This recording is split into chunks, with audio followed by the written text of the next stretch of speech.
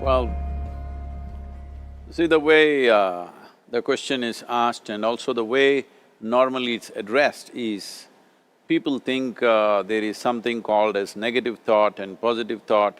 They want to remove the negative thoughts and have only positive thoughts. For such people, I would ask them to just experiment for 10-15 seconds. Let them forcefully remove one thought from their mind. For example, next 10 seconds, just don't think of a monkey. Try not to think of a monkey for next 10 seconds. You will see you will be full of monkeys. So what I'm saying is, this is the nature of your mind, because in this mind, all the three pedals are throttle.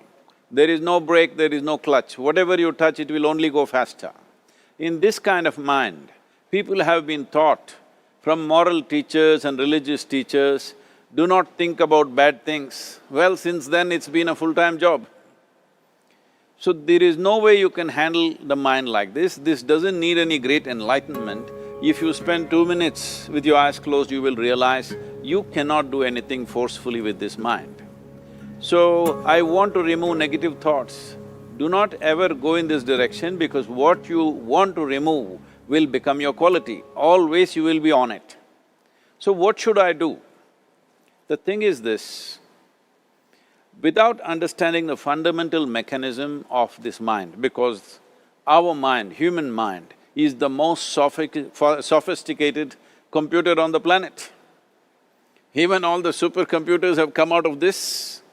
When this is the case, is it not important that we understand the mechanics of how it functions? One simplistic aspect of how it functions is, there are no subtractions and divisions in our mind.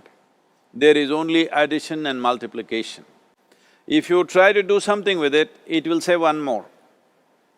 If you try hard, it will multiply into many more. In this mind, you don't try to identify what is positive, what is negative and try to remove it. First of all, one needs to understand, this mind of yours, this body of yours is supposed to serve you. The life that you are is important. Body and mind are vehicles that must serve us. If you sit in a vehicle, it must go where you want to go. If it goes to its own destination, what is the point of such a vehicle? It's just a nuisance. Right now, most human beings are unfortunately experiencing this fantastic possibility of human mind as a nuisance, as a troublesome thing. Well, this is the most beautiful thing you have.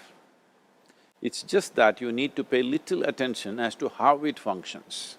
One simple thing is this. First and foremost process is, that's why we put out this process called Isha Kriya. This is to distance yourself from your physiological and psychological process. There is something called as you which exists. This is not a composite of all your thoughts and emotions and physiological processes. Beyond that, there is you. If you close your eyes, even if you cannot see anything, you're still there. It is through the window of your eyes that you're looking out, but if you close your eyes, it doesn't mean that you don't exist, you still exist. So beyond your thought, you still exist, beyond your emotion, you still exist. So that you, the life that you are, this has to come into your experience. Why is it that you're not allowing that to come into your experience, which is the most significant aspect of who you are? Who you are right now, the most significant aspect is, you and me are alive right now, this is it. What I'm thinking, what you're thinking is not the important thing. We are alive right now, that is the important thing. So, it is important that you focus on this fundamental sense of aliveness within you, and then you will see there is a natural distance between you and your thought process. Once there is a distance between your psychological process and your physiological process, this is the end of suffering. Because there are only two kinds of suffering that human beings go through, physical suffering and mental suffering. Once you create a little space between you and your mind, between you and your body, this is the end of suffering. This is something every human being has to experience and know, otherwise thinking I will just remove negative thoughts and I will have positive thoughts, all the best, it's not going to work 100%, it's not going to work. because nobody can remove it, they can avoid it for some time. So when negative thoughts come, you say Ram Ram, Shiva Shiva, whatever you want, but this is just avoiding, it's not gone. The moment you stop that, it will pop back with great force, otherwise it'll come back in your dreams. So it's very important, first of all you need to understand your anger, your resentment, your fear, your anxieties, the negativity that you generate. Generally resentment, anger, it is always directed towards somebody.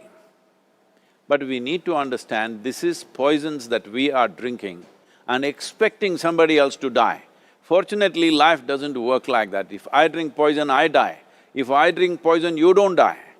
So, we need to understand this. When I say poison, today you can have yourself chemically analyzed. Right now, what is your blood work, what it says? 5 minutes of intense anger, check your blood work and see, there will be lots of negative elements in it, literally you're poisoning yourself. So, do you want to poison yourself? Definitely not. Now the very question is coming from certain helplessness, what shall I do? Don't do anything, just sit back and just concern yourself with something which is a life process. Maybe your heartbeat, maybe your breath, maybe just a sensation of being alive. Depending upon how sensitive or how perceptive you are, accordingly, find something. It could be a sensation in the body, it could be breath, it could be heartbeat, it could be anything, something which indicates life to you.